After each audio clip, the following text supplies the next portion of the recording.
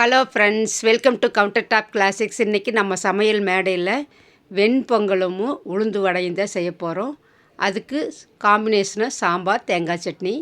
இப்போ பாருங்கள், உங்களுக்கே தெரியும், நல்லா சாஃப்டாக வெண்பொங்கல் வந்து நல்லா வாசனையோட முந்திரி, சீரகம், மிளகு, பெருங்காயத்தூள், கருவேப்பிலையுடைய வாசனை வந்து ரொம்ப தூக்கலாக இருக்குது. இந்த பொங்கலுக்கு வந்து காம்பினேஷன் என்ன அப்படின்னா உளுந்து வடை பார்த்தாலே நல்லா டெம்டிங்காக இருக்குது.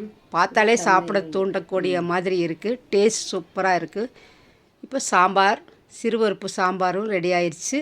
இந்த சாம்பார் வந்து வடைக்கும் வச்சுக்கலாம், பொங்கலுக்கும் நம்ம சூட்டபுளாக இருக்குது. பாருங்கள், வடை வந்து நல்லா ஹோல் போட்டு நல்லா மெத்துன்னு இருக்குது வடை. இந்த வடை வந்து உள்ளே நல்லா சாஃப்டாகவும் வெளியே நல்லா கிறிஸ்பியாகவும் இருக்குது. இந்த மாதிரி வடைக்கு மாவு எப்படி அரைக்கலாம் அப்படிங்கிறத நம்ம இந்த வீடியோக்குள்ளே போய் பார்க்கலாம். வாங்க, எப்படி அரைக்கலான்னு பார்க்கலாம்.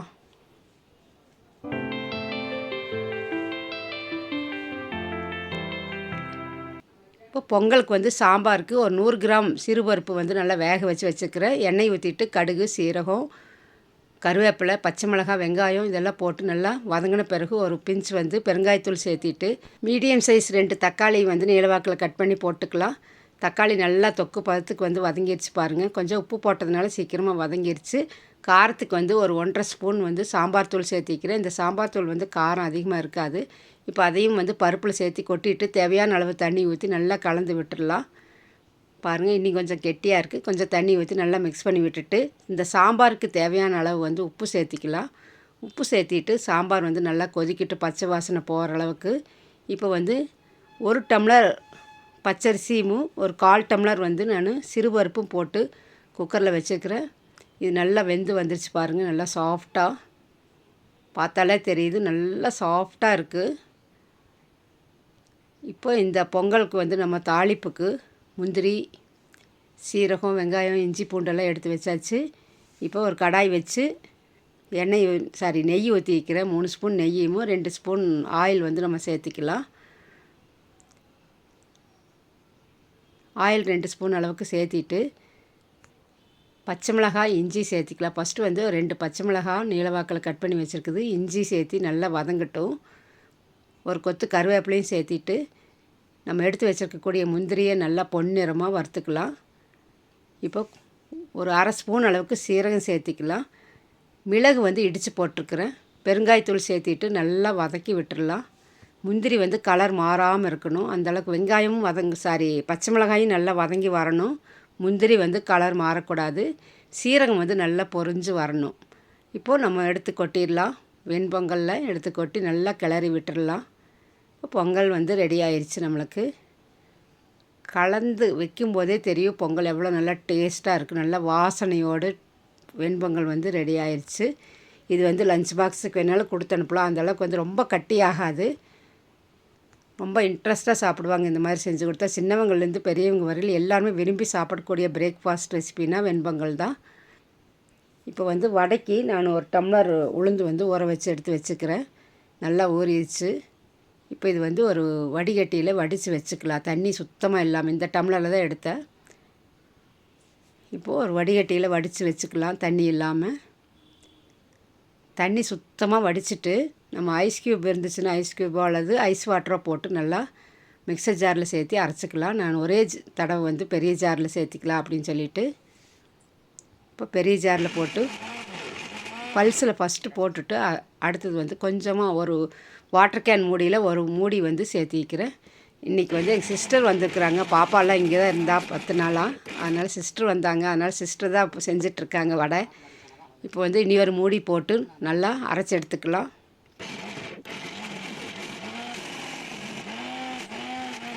நல்லா பல்ஸில் வச்சு நல்லா ஃப்ளஃபியாக வந்திருக்கு பாருங்கள். எடுத்தால் இப்படி விழுகணும், டக்குன்னு விழுகணும். இந்த மாதிரி ஒட்டவே இல்லை கையில் கொஞ்சம் கூட. இப்போ இதுதான் வந்து கரெக்டான கன்சிஸ்டன்சி. இப்போ வந்து ஜார்லேருந்து மாவு எடுத்து ட்ரான்ஸ்ஃபர் பண்ணிடலாம் நீ ஒரு பவுலுக்கு. இப்போது இது கூட நம்ம என்னென்னலாம் சேர்த்து போகிறோன்னு அப்புறம் பார்க்கலாம். இப்போ வந்து சாம்பார் ரெடி ஆயிடுச்சு. மல்லி இலைகளை தூவி சாம்பார் வந்து நம்ம ஒரு லிட்டு போட்டு மூடி வச்சிடலாம். இப்போ வந்து உளுந்து வடைக்கு வந்து ஃபஸ்ட்டு நம்ம உப்பு வந்து சேர்த்துனோம்னா தண்ணி விட்டுரும் முதல்லையே. வெங்காயம் அதே மாதிரி சின்ன வெங்காயம் சேர்த்தும்போது தண்ணி விடாது. பெரிய வெங்காயம் சேர்த்துனோம்னா நீர்த்து போயிடும். இப்போ மிளகு, சீரகம் போட்டுட்டு வெங்காயம் நான் வந்து பெரிய வெங்காயம் தான் பொடியாக கட் பண்ணி வச்சுக்கிறேன். 2 பச்சை மிளகாய், கருவேப்பிலை 2 கொத்து, மல்லி இலைகள் வந்து நம்மளுக்கு எவ்வளோ வேணுமோ அந்த அளவுக்கு சேர்த்திட்டு உப்பு போட்டு நல்லா மிக்ஸ் பண்ணிக்கலாம். இப்போ நம்ம கலந்து பார்த்துட்டு நல்லா பிசைஞ்சிட்டு எடுத்து நம்ம உருட்டி பார்த்தோம்னா கரெக்டாக இருந்துச்சுன்னா நம்ம அரிசி மாவே சேர்த்த வேண்டியதில்லை. உங்களுக்கு தெரியும் நல்லா கட்டியாக வந்திருக்கு மாவு. சூப்பராக இருக்குது. மாவு வந்து நல்லா பிசையும் போதே தெரியுது, நல்லா ஃப்ளஃபியாக வருது. இப்போ எடுத்து பார்க்கலாம். நம்ம கொஞ்சம் தண்ணி தொட்டுட்டு எடுத்து உருட்டி பார்த்தோம்னா நல்லா உருண்டை வந்து கையில் ஒட்டாமல் வரணும் மாவு. பார்த்திங்களா, இந்த மாதிரி எடுத்து போடும்போது ஷேப் நல்லா வரல. அதனால் 2 ஸ்பூன் வந்து நம்ம அரிசி மாவு சேர்த்திக்கலாம். இந்த அரிசி மாவு வந்து வீட்டிலையே அரைச்ச அரிசி மாவு. நல்லா மிக்ஸ் பண்ணி விட்டுட்டு ஒரு 2 நிமிஷம் மூடி வச்சுட்டு இப்போ எடுத்து நம்ம பார்க்கலாம். ஒரு ஓரத்துலேருந்து தான் எடுக்கணும் மாவு எப்போவுமே வடைக்கெல்லாம். இந்த மாதிரி எடுத்து உருட்டும் போது ஒட்டவே இல்லை. பார்த்திங்களா, இப்போது எண்ணெய் நல்லா சூடான பிறகு போட்டுக்கலாம். எண்ணெய் வந்து போடும்போது மிதமான சூட்டில் இருக்கணும். அப்புறம் நம்ம கொஞ்சம் ஒரு 2 நிமிஷத்துக்கு வந்து ஹை ஃப்ளேமில் வச்சுட்டு மறுபடியும் வந்து லோ ஃப்ளேமுக்கு மாற்றிடணும். அப்போ தான் வந்து நல்லா கலராக உள்ளே வந்து நம்மளுக்கு சாஃப்டாகவும் வெளியே வந்து நல்லா கிறிஸ்பியாகவும் இருக்கும். ஒரு சில நேரத்தில் நம்ம ஹை ஃப்ளேமில் வச்சுட்டோமோ அப்படின்னா உள்ளே வந்து மாவு வேகாது, மேலே மட்டும் நல்லா கலராக இருக்கும். அதனால தான் லோ ஃப்ளேமில் வச்சு நம்ம இந்த மாதிரி கலர்ஃபுல்லான பிறகு எடுத்துடலாம். இதே மாதிரி மீதி இருக்கக்கூடிய எல்லா மாவையும் போட்டு எடுத்துக்கலாம்.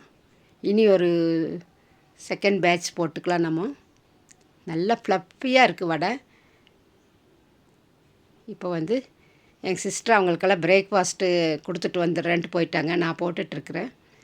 இப்போ வந்து இந்த வடை எடுத்துடலாம். திருப்பி போட்டு நல்லா கலர் மாறுற வரையில் விட்டுட்டு எடுத்துக்கலாம். நம்ம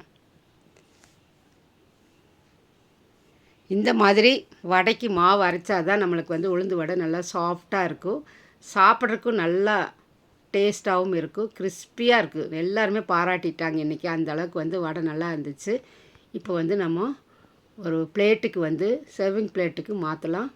ஃபஸ்ட்டு வெண்பொங்கல் எடுத்து வச்சுக்கலாம். வெண்பொங்கல் வாசனை வந்து வீடே மணக்கக்கூடிய வெண்பொங்கல் அப்படின்னு சொல்லிட்டு அந்த அளவுக்கு வந்து நல்ல வாசனையோடு இருக்குது. இப்போது பொங்கல் வந்து ரெடி ஆயிடுச்சு. அடுத்தது வந்து தேங்காய் சட்னியும் சாம்பார். இப்போ வந்து சாம்பார் நம்ம சிறுபருப்பு சாம்பார் வந்து நல்லா வாசனையாக கம கமன்னு இருக்குது சாம்பார். இந்த சாம்பார் கூட தேங்காய் சட்னி, வெண்பொங்கலுக்கு வந்து தேங்காய் சட்னி சாம்பார் தான் காம்பினேஷன். இது கூட நம்ம செஞ்ச கிறிஸ்பியான உளுந்து வடையும் எடுத்து வச்சுக்கலாம். இந்த மாதிரி செஞ்சால் பிரேக்ஃபாஸ்ட்டுக்கு வெண்பொங்கல் சாப்பிடாதவங்க கூட சாப்பிடுவாங்க. அந்தளவுக்கு வந்து ரொம்ப டேஸ்டியாகவும், வெண்பொங்கலுக்கும் இந்த வடைக்கும் இந்த சாம்பாருக்கும் பிரேக்ஃபாஸ்ட் வந்து ரொம்ப தூக்கலாக இருந்துச்சு அப்படின்னு சொல்லி தான் இன்றைக்கி எல்லாருமே சொன்னாங்க. இப்போ இதே மாதிரி அளவுகளோடு நீங்களும் செஞ்சு பாருங்கள். செஞ்சு பார்த்துட்டு உங்களுடைய கமெண்ட்ஸ் வந்து கமெண்ட் பாக்ஸில் சென்ட் பண்ணுங்கள். இந்த ரெசிபி பிடிச்சிருந்துச்சுன்னா லைக் பண்ணி கமெண்ட் பண்ணி சப்ஸ்கிரைப் பண்ணுங்கள். தேங்க்ஸ் ஃபார் வாட்சிங்.